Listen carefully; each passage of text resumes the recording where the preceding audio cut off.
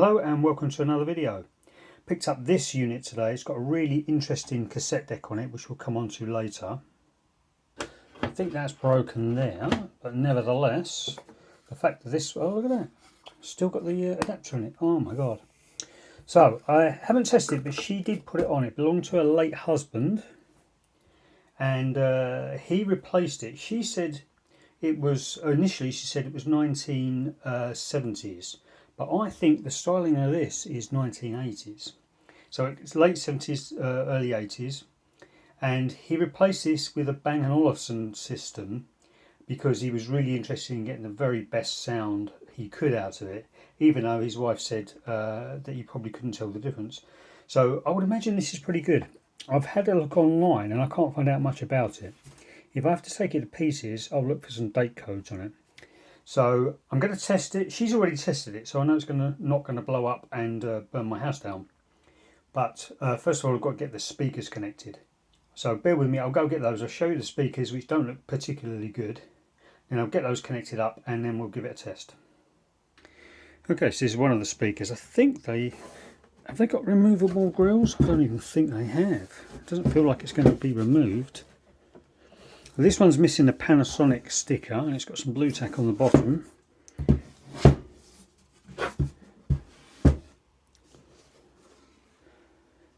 That's what they are.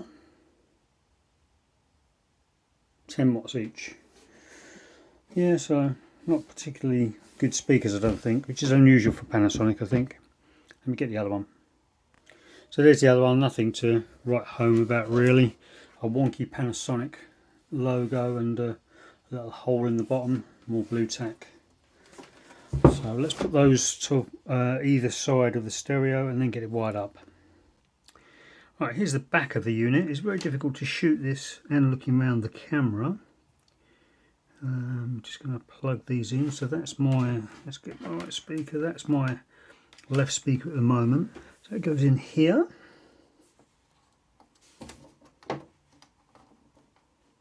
And this will be my right speaker, and that goes in there. Let's have a closer look at this label here. Now I've had a little look at this. I don't know why he's put sellotape over it.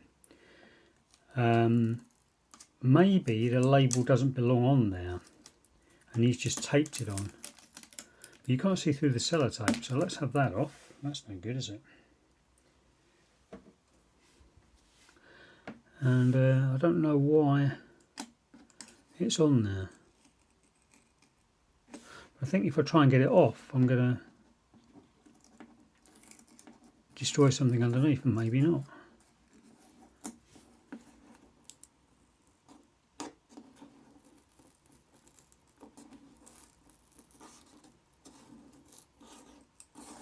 Yeah, unfortunately there's something under there.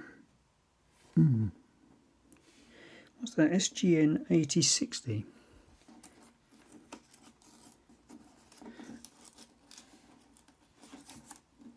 You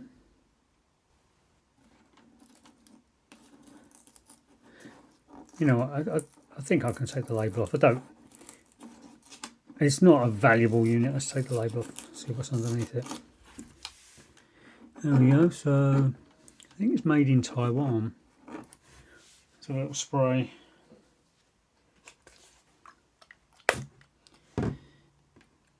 Made in Japan. There we go. Made in Japan. That's the reference number on there. But I don't know why it's got a different. Yeah, I'm a bit confused about that. It's quite difficult to shoot something like this round here with a point of view and getting it all in shot. So let's see what's happening. I plugged it in. Let's plug it. Let's switch it on. Oh, hang on. There we go. Okay, so let's try this. I think this is radio. Ah, radio on off. That was very loud. It's got this cool rotary dial here. I've got no, let's try FM.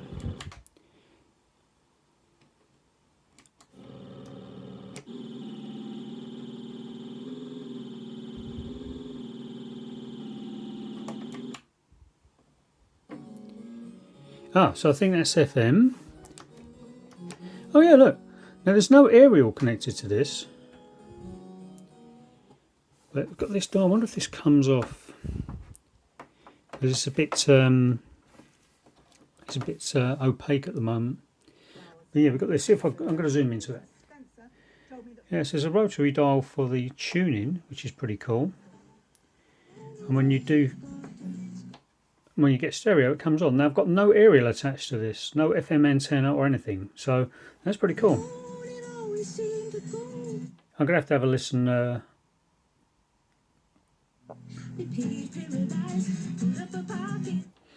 Yeah, it's pretty good. We've got balance control there, tone there, which is equivalent of bass and treble. Pop that in the middle. So that's pretty good. Okay, so let's turn the radio off and see what else we've got. Right, so we've got a turntable. And I'm going to put some Rachmaninoff on because I don't really care about this vinyl.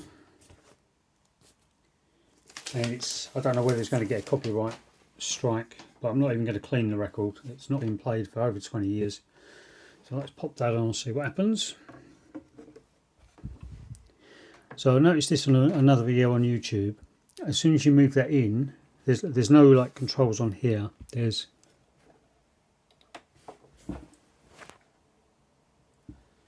45 and 33 here. Oh wow, did you see that? Watch. It's still up in the air. Oh, I swear. Okay. Okay, let's play, see what happens.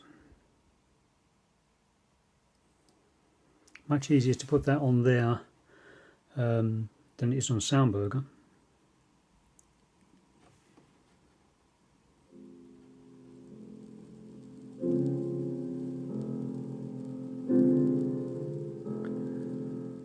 So there's quite a bit of popping and crackling.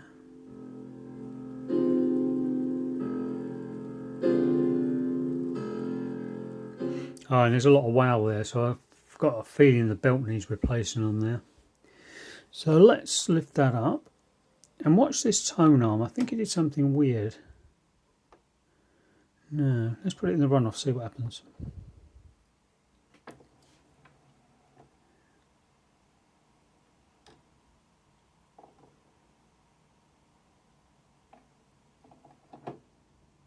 That's nice. Right, so I think it might need a new belt.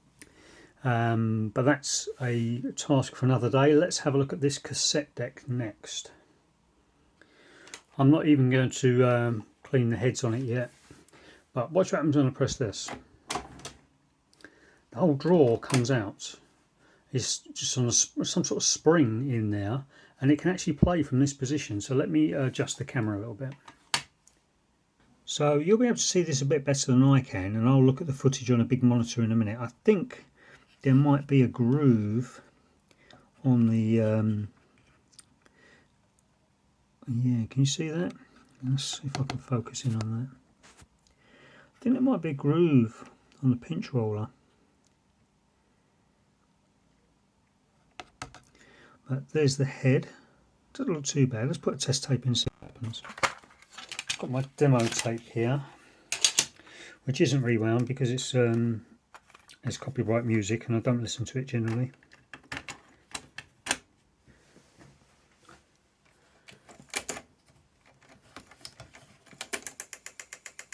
Ooh, that doesn't sound right, does it?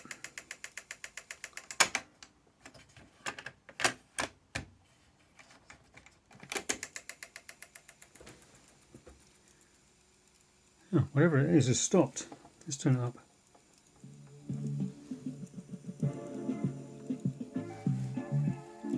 That sounds awful, and I think it's chewing up the tape somewhere. Let me look. Yep, it's definitely making a mess of that tape. I wonder why we're doing that. It's like punching a hole in it. Okay, let me have a closer look. Yep, that'll do it. We've got a rusty capstan. That's why it's punching holes in the tape. Oh, well, look at that. I've got the camera. I'm holding the phone now, and let's have a look and see if that is a groove. I'm zoomed in 2 times. I've got really close. Oh, I think this is at it, this one. Okay. Oh yeah, flash is turned off because the phone's too hot. Okay, let me clean this up and I'll get back to you. Alright, I'll try and show you this. This thing is not going to work well, unfortunately. So let me focus in again if I can on that.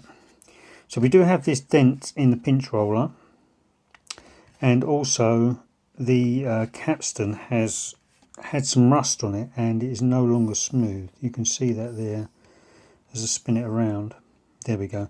That bit there is hear me rubbing my fingernail on it? So that bit is pitted. I've tried to get it off with my famous fiberglass brush, but I think it's going to need a new pinch. It's going to need a new pinch roller and capstan, I think, which is a shame because these are going for about 50 to 80 quid on eBay. Not that I was planning to sell it, but it would cost me, you know, maybe half of that to get new belts if it needed, new belt for the turntable. And I don't have the time to fix this, but it's a shame. But let me show you it in operation anyway on a expendable tape. Okay, here we go. So we've got our expendable test tape, and it's got lots of dropouts on it. Oh, funny enough, this tape, I've just bought a new one on oh my god, I can't even get it open. I just bought a sealed one, new old stock on eBay, as part of a job lot, which would be handy because I think I just broke the case. So yeah, let's put that in and see how it looks.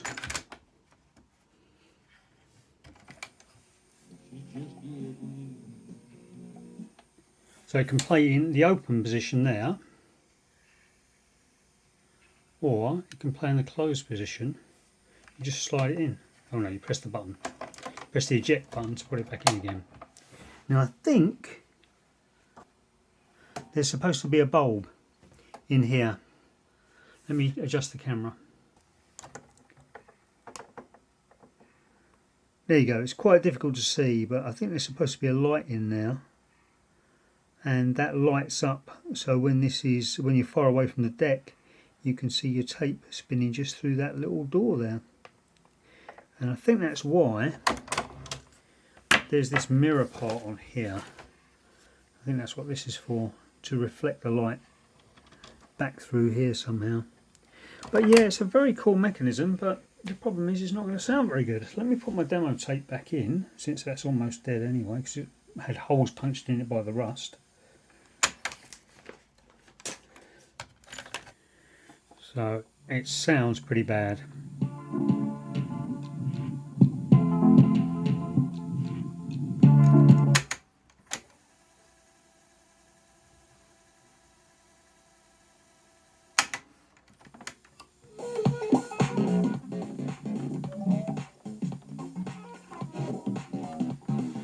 Now I'm only taking the sound straight, it's coming from the speakers straight into the phone live recording. I'm not taking it via line out or anything.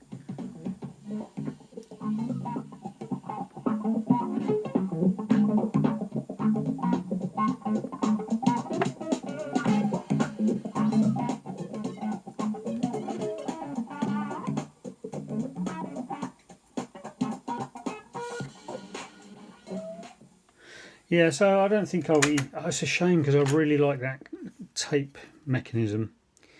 Let's have a look here. Zoom in a little bit. What's it doing to our tape? That's not too bad. Can't see any problems on that. But it does still have that bump on the pinch roller. Yeah, so I don't know what to do with this. I really like the cassette deck on it and the fact you can play it out or in. Really easy to clean. But and it would be nice if the record player, the turntable, was working a bit better. But it's going to need quite a bit of work. New pinch roller, new capstan, and a new belt at least. And the sound quality on it's not all that brilliant either. So don't know what I'm going to do with it. It was free to me, and I don't really want to throw it away, but I can't use it for anything as it is. So I guess I'll bring you an update in a future video on that. So thanks for watching, and I'll see you in the next video. Okay, I've been doing some experiments. I've hooked it up with the headphones, my Bluetooth headphones, which are the best headphones I've got, via this Bluetooth adapter. And it sounds okay. It's the speakers, I think, that let it down. I've got a tape which I don't really care too much about, and I've plugged it in. I can't really play very much of it because it's copyrighted music, but have a listen.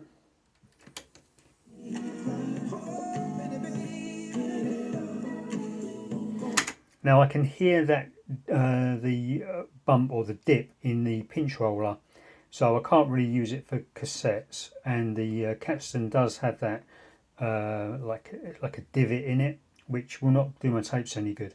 But I have played a record on it, and it sounds good. Admittedly, I should change the stylus, but I can't play much of this either because obviously it's going to be copyrighted. But it doesn't sound bad through the headset.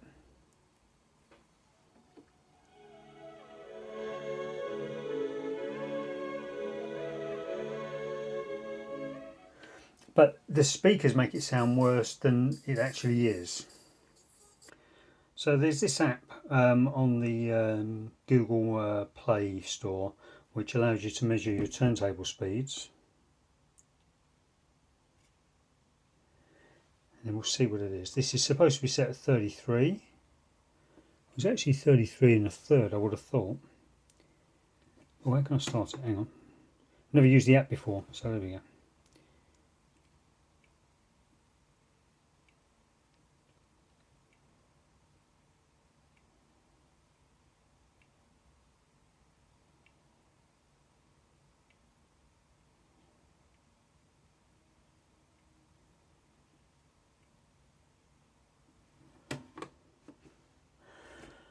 So the results are in. That's not too bad. So it's measured that as 33.1 on average with 0.66. I suppose that would be wow. It could be because of the position of the phone. I wonder where's that? Oh, that's not going to help much, is it? We need to raise that off the turntable. Right, cassette boxes to the rescue.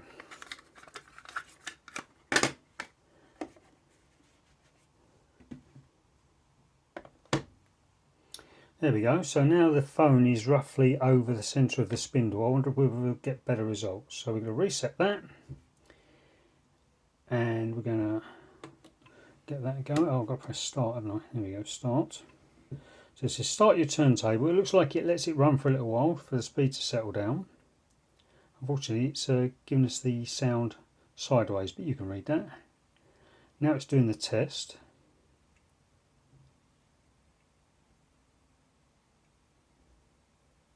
I guess the phone's going to be a bit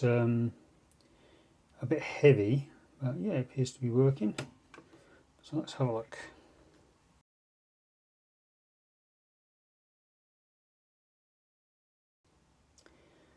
So we've got very slightly better results, but that's not too bad. Let's try it at the 45.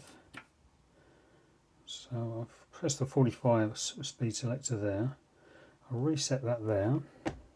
Press start.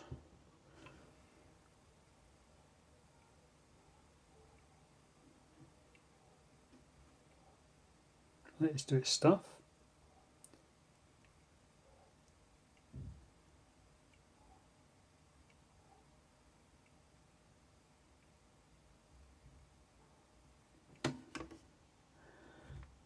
So there we go. I don't know whether that's good, that amount of variation.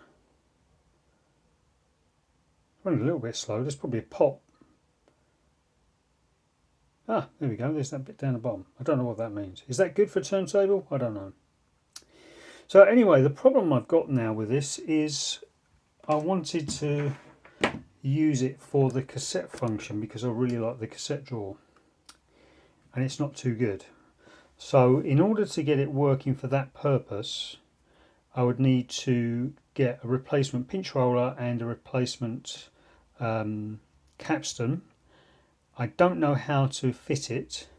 You can't get at it from the bottom. I think you've got to turn the whole thing upside down, take the bottom off, and I think this is like a sealed unit, so you'd have to push, you'd have to take this apart as a separate unit, and it's a bit beyond my capabilities and my requirements. I've got some pretty good cassette players and some good cassette decks, and if I was going to use it long term, I'd replace the stylus on that as well. That's probably about £20. I think I've looked into that. So I don't really know what I'm going to do with it. I mean, it's pretty cool to look at, but it's not very practical to use at the moment with its various issues. So what do you think? Leave me a comment or two in the comments box, please, and I'll see you in the next video. Thanks a lot.